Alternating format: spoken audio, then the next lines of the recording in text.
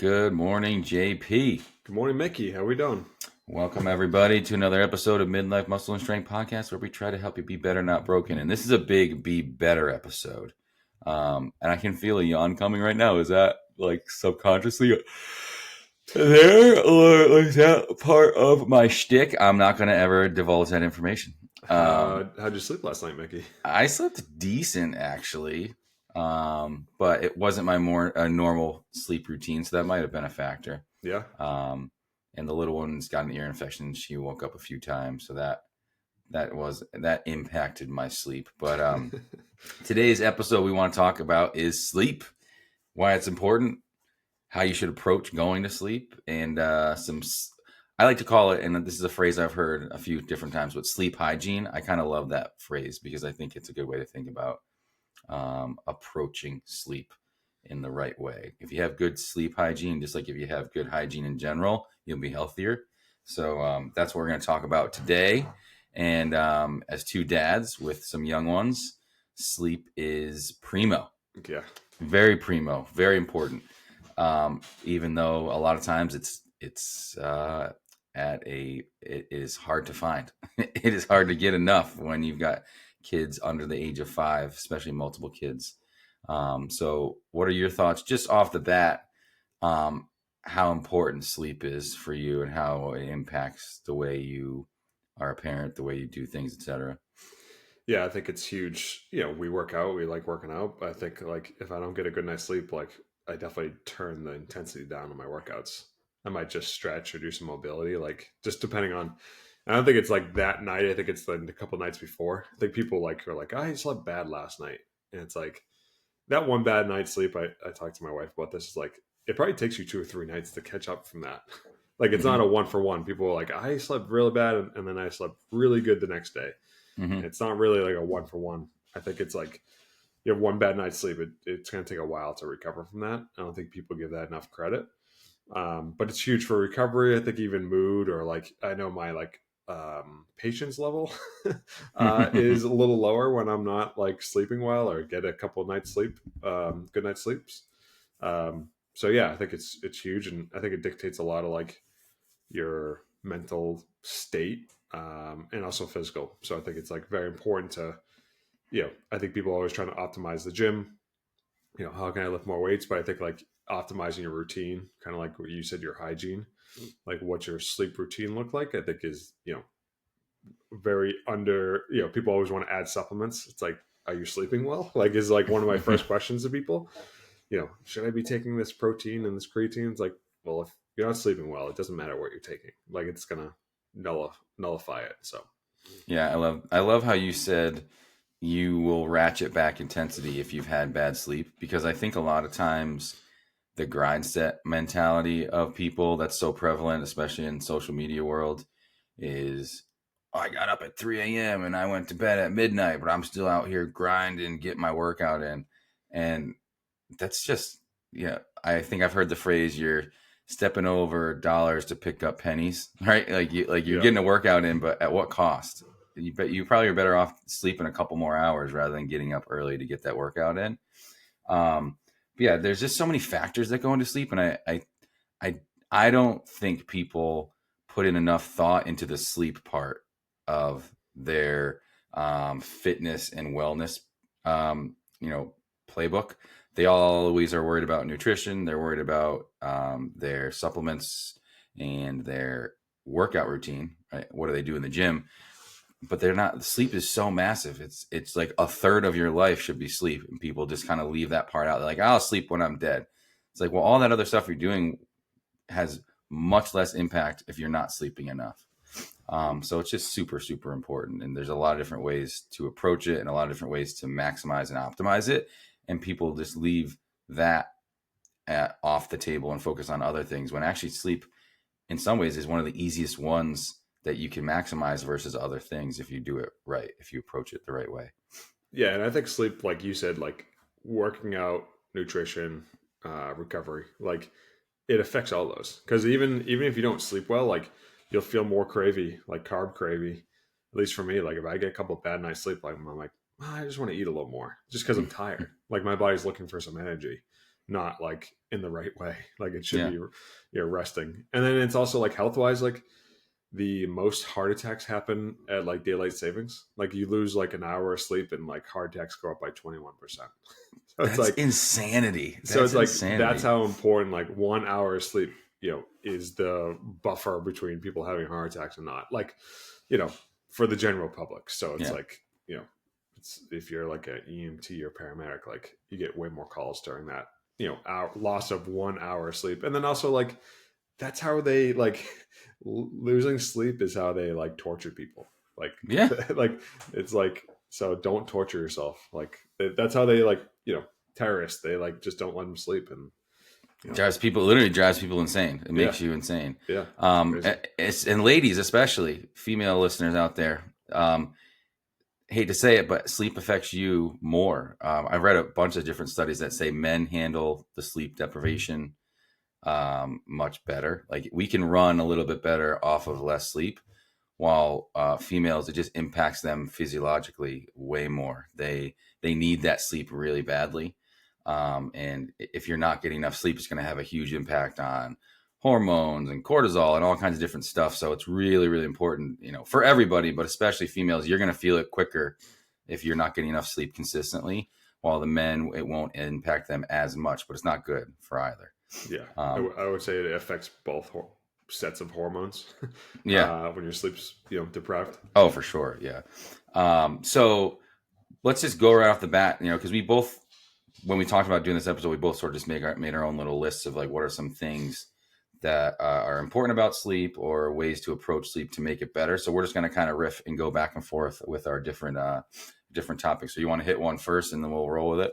Yeah, I think like sticking to a sleep schedule. Like this is the time I go to bed, this is the time I wake up, and then maintaining that. Like I think like, if you're inconsistent, if you're going to bed one night at 1 o'clock, and the next night you're going to bed at midnight, and you're waking up at different times, your circadian rhythm, like your body's natural rhythm of waking up, is like so thrown off that like a duration of that for a long period of time is going to be like or you're always waking up at different times, like you wake up 30 minutes before work, so it's 9 o'clock or whatever it is. I think like just sticking to a schedule where like, which is easier said than done for like parents, but like sticking to a set schedule is really important. Yeah, I think that's really important, and I think it is hard for parents, but at the same time, almost always, your kids are on a pretty set sleep schedule, right? Like our 1-year-old, she falls asleep almost at the exact same time every night and wakes up around the exact same time every morning. So she's on that rhythm and she's getting good sleep, for the most part. So take a cue from your kids, because they tend to have a good schedule. It's the parents who fall off the wagon because we're doing other things and we get busy and we put the kids down, but then we're up for another 3 or 4 hours beyond when we should be.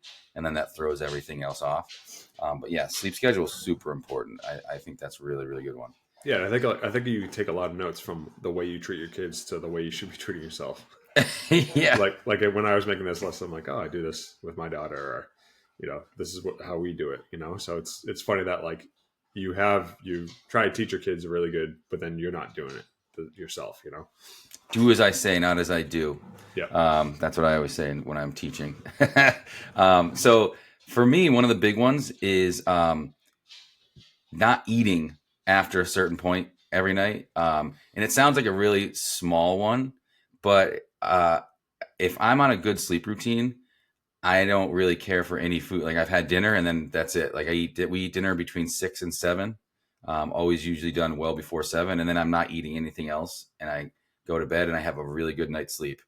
It's the nights where I am snacking on a bowl of cereal at like 9:30, 10, or having some treat that I don't need well after 7:30 or 8. Those nights are usually restless nights of sleep, are nights where I'm up too late or I'm laying in bed staring at the ceiling. And there's a lot of reasons for this, and I'm not going to get into too much of the sciencey stuff because I'm not a doctor, but it makes a lot of sense. If you eat past a certain point, your body's got to digest whatever you ate. And if there's sugar in it, fats in it, protein, etc., it's got to process those things, and it's also going to spike glucose levels in your body, etc. So your furnace is turned back on rather than going into like hibernation mode and sleep mode. your body's turned back on and it's kind of ready to go. And that's a lot of times the issue is someone has a big bowl of ice cream at 9:30, and then they're like, why can't I sleep at 10:30 or 11? So, well, you just smashed like 400 calories. A lot of it was fat and a ton of it was sugar. So your body's like, like ready to go, thinking that there's something that they need to do, that it needs to go and do. So trying to make dinner your last thing you eat, and making sure that that meal is sometime before like 7 o'clock, I think is best to help you get good sleep, so that your body's ready to sleep. It's setting you up for sleep. Yeah, I think that's huge. I think people would save a lot of calories if they just went to bed. Like a lot of times, like people are just like, oh, I need something to eat, but it's like, it's just if you went up and laid down, like and went to sleep, like you don't need it. Like you don't feel hungry. But yeah, I think that was huge. I think also like adding it in there. I think earlier in the day, I think caffeine. Yeah. Don't drink caffeine. I think for me personally, it's noon, but like I've seen two p.m. as a time. Like so, if you drink too much caffeine later in the day, like past 3 or 4, like that's going to affect your sleep. And then I think like alcohol is a big one around meal times. So Oh a lot of boy. people Yeah. drink at night, and then that's going to affect your. It's like straight sugar. You're going to affect your sleep that way. And then like too much liquid at night. Like you could be out to dinner and you're drinking water, like, and then you come home and you're just going to be peeing. Like just kind of disrupts your sleep. Maybe not necessarily bad sleep, but like just you're up more.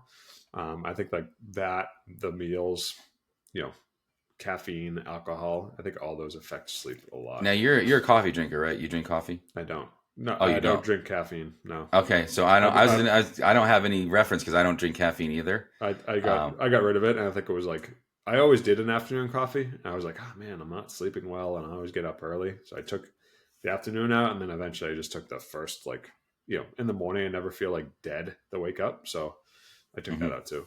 I feel Yeah. much better. I feel much better. I think even the morning one was affecting me because like coffee's like people like, oh, it gives me energy. It's actually fake energy. It's like taking energy. It's like taking it from you now to use later. Hmm. So I think like a lot of people like are almost addicted to caffeine, Oh, where oh, without a doubt. I where mean, like there's they could be easily be fine off of it, but they just yeah. I'm not a coffee drinker. I mean, the coffee drinkers listeners we have, they all just oh turned yeah, us off they're because like, they're well, all I'm done against with us this. now. And I've heard that there's a lot of good studies out there about the benefits of coffee, the benefits of caffeine, but I'm not saying don't drink coffee, but I just never have, and I didn't ever want to start the habit because I didn't want to get to the point where I needed it to function in the morning. That was always I think it's very much like Advil. Like people are like, oh, I take Advil because I have sore joints. Because you don't want to listen to what the joints are saying. Caffeine's doing the same thing. Like you don't want to listen to how tired you actually are. I think Mhm. if people got off caffeine, like they're like, wow, I'm actually really tired. I should go. Like they need to sleep more. Like Mhm. they're like just like it's like, oh, I don't want to. They're like numbing the feeling of like actually being tired, Yeah. which you should listen to and like analyze why you're not sleeping or why you're you know whatever the routine is. So my next one is kind of sleep routine or sleep ritual. Like once you've had dinner and brush your teeth and everything, I like to have the same kind of ritual every night.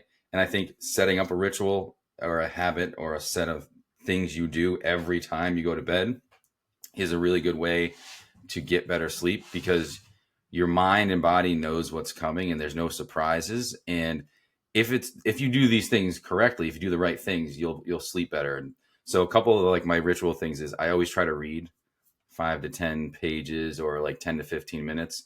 I try to make sure my phone is face down, off, like in a way, either like in a place I can't reach it on my nightstand, or on the floor, like with the charger. So if I had to get it, I can get to it, but I can't like just reach over and grab it.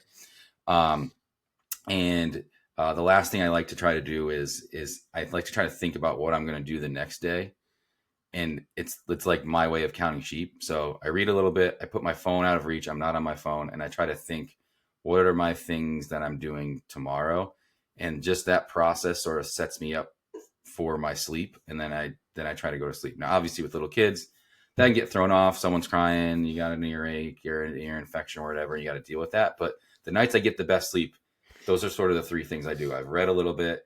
I'm not on my phone, and I'm thinking about what I'm doing the next day. And some people might say, "Oh, that would make me anxious, or like give me anxiety if I'm thinking about what's going on the next day." But for me, it's just sort of like my mental planner, and you could approach it any way you want to. But if I'm not thinking about like what I'm doing the next day, and I'm perseverating on what happened the previous day, I won't sleep as well because I'm like thinking about this happened or that happened. If I'm like, oh, this is what's coming, it helps me sort of like settle myself and go to sleep. Yeah, I think that's huge. I have a similar routine. Um, put the kids down. I kind of do a little work at night, and then when I go upstairs, I leave my phone downstairs, so I don't even bring it up. Oh, that's a good one. And then I go upstairs, shower, read. Do you shower at night or in the morning? I'm morning for the most part. Like last few months, morning because I've been working out early. Yeah, yeah. So shower, kind of relax. I actually stretch a little bit, and then just like light stretches, and then I'll read. I say 10 pages, but it's probably sometimes only two or three. I'm just so tired. Mm-hmm. And then I do some breathing if I'm laying there after. If I don't fall asleep right away, then I'll do some like just relaxing breathing. Yep. Maybe like count like 7, 8 seconds in, 8 seconds out. I think it's like 7, 8. It's like some box breathing that Mm-hmm. I do. I think that like helps me relax. I don't like thinking about things. So yeah, sometimes if I do think about something, it'll be like just I try to recap the day or think about things I could have improved on, and then just kind of fall asleep. So, I like to think about but I things think then. like in Go ahead. yeah, I think like it just depends on way your brain works or what you Yeah. want to think about. My thinking about things the next day thing is really for my own for my own preservation to make sure that, like, did Shannon ask me to do anything the Yeah, next day? Like what am I supposed to do tomorrow? what do And we that's got? just um but yeah, I like all those things are great. I think anyone can have whatever routine they want as long as it works for you, and then it like gets you just I think it's like having the routine just starts to like create the clock where your body and mind knows, oh, we're going to sleep soon because these things are starting to happen, instead of doing random stuff and getting you off track and then you're up longer than you need to be. The phone thing is like, I can't emphasize to people how important it is to not be on your phone. And we've probably heard it a million times because you see it everywhere. The blue light's bad, but the nature of the way apps are, especially social media apps, it's all created to keep you on it as long as possible. So if you're on it scrolling, the minutes just tick by so fast, and you're also getting those dopamine and hits in your head from seeing stuff that's gonna kick you up and wake you up more. So it's just stuff you don't need. And I can't emphasize this part of it enough that this for me reading is so underrated to help you sleep. Oh, yeah, Like it's huge. I was just gonna say, I get through like 3 or 4 pages, and my eyes just start to shut. They're just like, we're done, we're Yeah, done. Like it can be the best book I've ever read. It doesn't matter. It just like puts me right to sleep. I'll yeah, fall asleep a lot of times if the book like hits me. I'm like, oh, like it knocks me in the face because I'm like falling asleep, and then I have to put the book down. I'm like, all right, we're all done here. yeah. I Um, think it's huge. Like the phone, like trying to be off your phone like an hour before you sleep, just like mhm. hour or 2 hours. Try not to be on it. I think it's huge. Um, the other thing is like this is like a jump into another topic, but like optimize your sleep environment. So like what's in your room. Yeah, talk about that. This is a good one too because I don't think enough people put thought into this. Yeah, so it wants to be cold. I think 68 degrees is ideal Hmm. temperature because you don't want to be like you want to be cold. You sleep better when it's cold out. A lot of people sleep better in the wintertime than they do the summer, just because your body's at a better temperature. That's why I like taking a shower at night, like to kind of cool my body temperature down. I'll take like a colder shower. Helps me relax a little bit. Not like a frozen shower, but like just a little bit cooler. And then I like black everything out. So I have blackout curtains. So like even the summertime, like it doesn't get dark till 9 o'clock, 8:39. So like I am going to bed most times when it's not dark out yet. So I black out the curtains. Sometimes I even wear an eye mask just like so there's no light. Beauty sleep. That's right. And then like have a comfortable, like I think one of the best investments you can make is a mattress, like a good mattress, or like Mm-hmm. new pillows. Like I think people are like, oh, I've been sleeping in this bed, my back hurts. Like it's like you're on your bed, like you said in the beginning. It's like you're sleeping half your life. Like Yeah. get a good mattress to lay on. Don't cheap out there. So yeah, I think like you know noises. Like if you like white noise, you can do I was gonna that. say, are you a sound machine guy? I'm not. I don't have one right now, but I like the kid. I can kind of hear the kids. I just do it so I can listen if the kids wake up or anything. Mm-hmm. But no, I don't have anything in my room right now. So just silence. Yep. So Our kids have sound machines, and we sort of get the sound machine by proxy. It's near yeah, us, so we kind of get a little bit of it, but it's not loud enough where we can't hear them. But yeah, I don't have a lot to add to the sleep environment. I just don't think people put thought into it, because it's like, yeah, I'll just fall asleep. It's like, yeah, but if you have a nightlight on, your body is triggered by this stuff, right? Like the light affects your. It's supposed to be dark because that's a million years ago, whatever. You just went to sleep when it got dark. If there's lights on everywhere, you're not going to sleep very well because your eyes are getting triggered by that, which triggers your brain and keeps you awake. Um, so the light thing's really important. The temperature thing's super important. Um, I don't really have a whole lot to add to that. I will say, um, what's your pillow situation? Are you a one pillow or two pillow guy? one pillow. I could probably go no pillow. Yeah, I'm the same way, and some people I know have like two, three pillows. They're all like, and that's a whole nother issue, probably with posture and their neck and other things. But I'm always a less is more guy with the pillows. I Yeah, think if your bed is super busy, people have all these throw pillows and stuff going on. I think keep it very simple and bare. One or two pillows at the most, so that there's just not a lot of things that you have to deal with, and you're rolling over into a pillow fort. yeah, yeah, definitely. Um, so my next one is like not sleep routine late in the day, but you're just what you do within the day. Um, that's really your sleep routine really starts when you wake up, because if you're not getting enough activity throughout the day, like you're not going to sleep really well. And I think the average American does like less than 5,000 steps a day, which is just Crazy. bananas. Um, and I always think about this as I'm a history teacher, and I always think about, you don't hear a whole lot about people back in the 1600s or 1700s complaining about not having the ability to sleep, because these people were grinding it out every day. They were working and active all day long. They walked everywhere. Most of them were farmers. So they just their level of activity and how much they did in a day just made them sleep like they were dead. They just would go out cold, right? If you're not being active enough in the day, you're just not going to sleep well because you've got all this pent up energy, right? So, trying to be active or getting a workout in regularly throughout the day, getting enough steps, doing that stuff daily helps you sleep. Like I have, friends who have trouble sleeping. Like, Mickey, why do you sleep so well? It's like, because I do like 13 to 15,000 steps a day. I work out most days.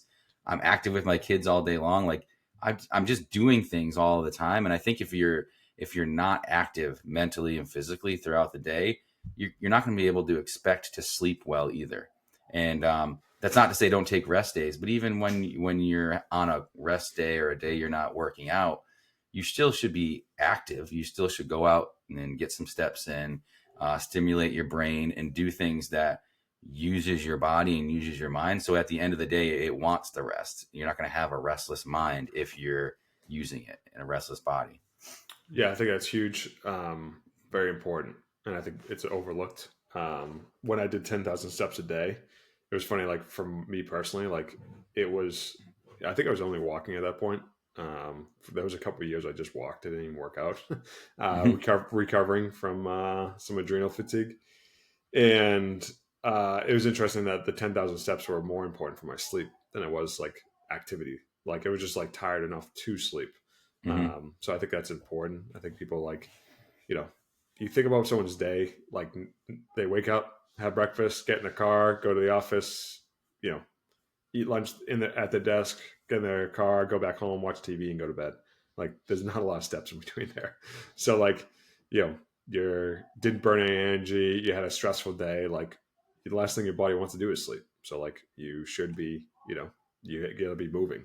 You have to be tired enough to sleep. So yeah, I think it's, you know, easily, maybe not for our, um, clientele, but a lot of people who don't move a lot, like it's, important to get that in. Yeah, take a cue from the kids, like we were talking about earlier. Yeah. These kids just pass out because they never stop. my one That's year crazy. old, my 1 year old literally doesn't stop ever. I turn my back and she's halfway up the stairs. I'm like, no wonder you're exhausted. Like you literally do not stop moving. Yeah. It's crazy. And I think like also being out and like getting sunlight. Oh yes, Like massive. when you're outside, like, that's what helps like support your melatonin levels, especially in the morning. If you can get like sunlight, like 10 to 30 minutes in the morning, right as the sun comes up, I think that's huge, especially to reset your sleep. Like if you're not sleeping well, like get up, get some morning sun. Like I'm always up before the sun. So anytime the sun comes out, like I try to get out there, walk the dog, and just helps me like, sleep for the next day. I think a lot of people don't do the prep work, which I think would be getting sunlight throughout the day. Easily you could sit in your office and not even know what the weather was.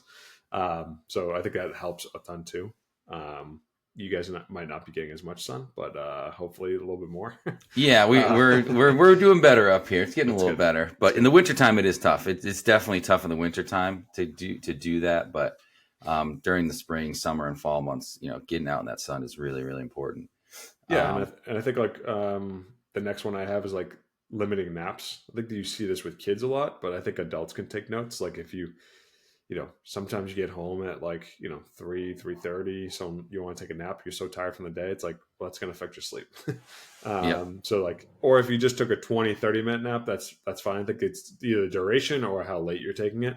Hmm. But some people take a nap at 3 o'clock, 4 o'clock, they finish school, and then they're like, oh, I can't sleep. Like college kids or whoever it is, yeah, now I can't sleep, can't get to bed at a decent time, and then you have to be up at 7 a.m. So it's like, I think like limiting those nap times. I think Yeah. you see it in kids a lot. They take like a 3 to 4 o'clock nap, and then they don't want to go to sleep. It's like, yeah, Yeah, I don't we blame you. we we try to have our naps happen before then, usually like 2ish, like, and then so it's done by 3 or 4. But those times where like, oh no, it's like a long car ride or something, and the kids knock out at like 4 and they wake up at 6. You're like, oh boy, we're in Yeah, for a long that's night because they're that's just like way off. yeah, Um, I think the shorter naps are fine for especially for adults, and there's a lot of studies that show that like some small doses of napping is good for your brain, especially if you're just tired. Like if your body's telling you you're that tired, having a little sleepies, little nap is not bad. But if you conk out for a 4 hour nap in the middle of your day, you can't expect that you're going to have a good night of sleep because now your body's just all out of whack. You go to sleep at 12, wake up at 4, and then you're supposed to be going to bed in like 4 more hours. Like that ain't happening, or it's not no, going to go well, or the sleep quality is not going to be great either. So, yeah, don't nap late in the day. It's just not going to be a good situation for your sleep routine later. no, definitely not. Were you ever a napper? By the way, like, did you ever nap at any point, pre kids, post kids? Like, was I that ever? I nap every single day, You do? every day. What time? My kids go down for a nap, I'll nap with them. Not like very long, but like I'll just close my eyes with them, or like Yeah, when I put them down. Um, I have the flexibility for that, so I yeah, do very well with naps. I do Um, too. Oh well, when it I get a like chance to take them. kind of like helps me. I actually think I sleep better, getting some rest, so it catches me up a little bit. Hmm. So yeah, I do better with more sleep. I was very much a napper college and post college years. Yeah, We take some really good like midday naps. yeah. And I remember feeling like guilty about it because I never napped like in high school or anything, but it just, I could nap, wake up, and like get after it. So it ended up being really, really useful for me. I think it's a good like mental reset. I think I use it more as like just mentally, like, okay, just you know Let I me feel turn my brain off. yeah, I feel fresher. And I used, I don't think I need it physically. I think I just more like just reset the brain. Mine was more like physical in college. I remember I would stack all my classes in the morning and then I would be done around like 1, and I'd take a little nap around an hour long in the afternoon. So then I'd be ready for soccer in the afternoon because I always like, especially in the fall. Yeah. And I would just feel like juiced up and good to go. So don't underestimate those naps, but when you take them at the right time. I have another one. Your bed is for sleep. or Oh yeah. intimacy. Like those are the two things it should be used for. It shouldn't be. Don't mix those. Yeah. Don't sleep during that. But I think like a lot of people like, who work from home, like work on their bed. Hmm. Like I've I've seen people work on their bed, and it's like your bed is like your brain body like should only connect that with sleep. So like I think like we talked about. I don't know if you guys do have a TV in your bedroom. Nope. Yeah, so I That's think another like sleep hygiene thing too yeah, to keep like away. don't have a TV, your phone, don't work there. My room is just for sleep. Like Hmm. we don't do anything else. It like almost feels like a waste of a room sometimes. I'm like, what are we doing in this room? Like There's just a bed sitting just there a bed there. isolated. Like that's it. Like I have like a light to read with and then a bed. Like I don't have Yeah. bedroom furniture. Hmm. So yeah, I think like that's like, very important for that. Um and then one other thing is like get out of bed if you can't sleep. Like which I have mixed feelings. Like I think is a great tip for someone. Like if you're not sleeping, don't lay in your bed. Hmm. Like get out, do something relaxing for like 20 minutes, and then go back to sleep. I feel like a Hmm. lot of times just because I've been so used to like getting up, like my feet hit the ground, I get up, like I'm up for the day. Like Yeah. like so like even like doing the gym, waking up at like 4:30, like I just like got up and went. So like sometimes in the middle of the night, if I get up, like I feel like okay, my day started. Yeah. So sometimes I don't like getting out of bed, but I think like it is important to like try to like reset, like maybe read again or do something like that, kind of get you back into that sleep routine that you have during the day or for your night. Is important rather than just like laying there, like with you're not going to sleep at all. Staring at the ceiling, staring Yeah, at the fan in the ceiling. yeah, Yeah. Another one that aligns with that, I think, is, and this is sort of just my own thing that I try to do is in the mornings, like don't lay around in bed. Like when I get up in the morning, like I'm in bed for like 2 or 3 minutes and then I get up. yeah, I'm not a big fan of like constantly snoozing your alarm. You set an alarm for 6, but you snooze it until 7. It's like either just get up or set your alarm for 7. And then I'm not, I think it's fine to have a lazy morning and lay around, but if you're consistently just in your bed for like an hour or two awake, after like in the morning, you're just kind of laying around, you're on your phone and you're like doing whatever. Again, either use that time to sleep or get up out of bed and go do something, because it's amazing how fast that time just bleeds away if you're on your phone or watching TV or something that you don't really need to be doing. If you want to watch TV, go downstairs or go somewhere else, watch TV while you're eating breakfast, getting ready, and just like starting your day. I just think that you're setting a bad tone for your bed in a weird way, I guess, is like if you're just lazy laying around on your phone and just kind of putzing around for a couple hours in the morning. It's just time wasted. And like you said, your bed's for sleeping. Like, so either sleep in there or get out of there. It's not a place for hangouts and just lounging around for hours on end. yeah. I think it's huge in the morning. I mean, we don't really have the luxury with kids. Like once they're up, the day starts. Oh yeah, baby. But you're not laying there. But yeah, I think like you could waste a ton of time. Where like you could be like going for a walk or working out or whatever you want to put in that time frame. Maybe it's like we do a lot of food prep in the morning. So like if I slept until 7 or 8, like I don't have anything prepped for the day or cut for the day for later on. So it's like there's so much things you can do during that time to be productive. And I think it goes the same like we said at night. Like you can waste so much time on your phone. I think your phone is like in our generation like is crushing people's sleep, and making people a lot sicker, a lot quicker, a lot more unhealthy, just because of their phone and dopamine and addiction to that. Yeah. And just a side note on the phone, there's a ton of tools I know on iPhones where you can set up things where it basically has a timer and says, hey, you've been on this app for X amount of minutes. And it's not going to shut it off for you, but it will tell you at least and signal you like, oh, I've been on this for 30 minutes. I should get off of it.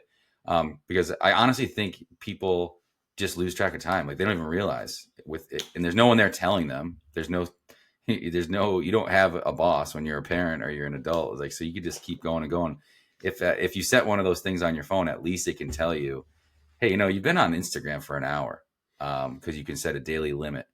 And at least you've been told, so you can make the decision and be an adult and get off, or just be like, oh, whatever, I'm going to ignore it and Yeah. keep going. But at least you know how long you've been on it. Because I don't know about you, but I've had a few moments of weakness. It's not, and you look down, you're like, oh my gosh, I've been doing this for how many minutes or how long? It's just, and then you're like, God, this is ridiculous. Like, what am I doing on this app? Yeah. It's crazy.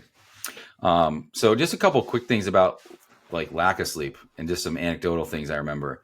Like we were talking about why sleep's so important and why it's like how to get good sleep, but just the way if you don't get good sleep, the impact is just so huge. I can remember a few times. I remember once I went to a bachelor party, did not even drink, mind you.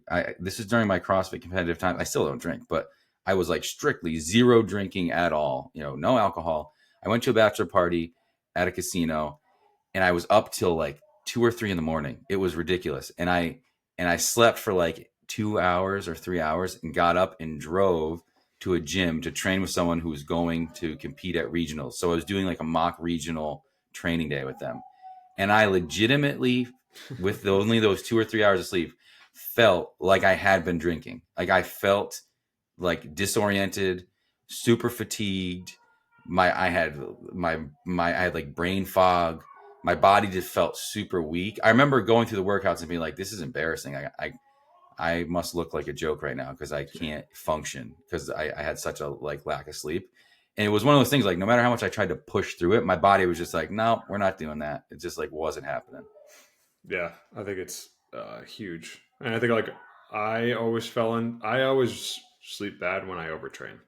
So like, Mm, for my body, like can't speak for everyone, but like when I'm sleeping the worst, I'm doing too much.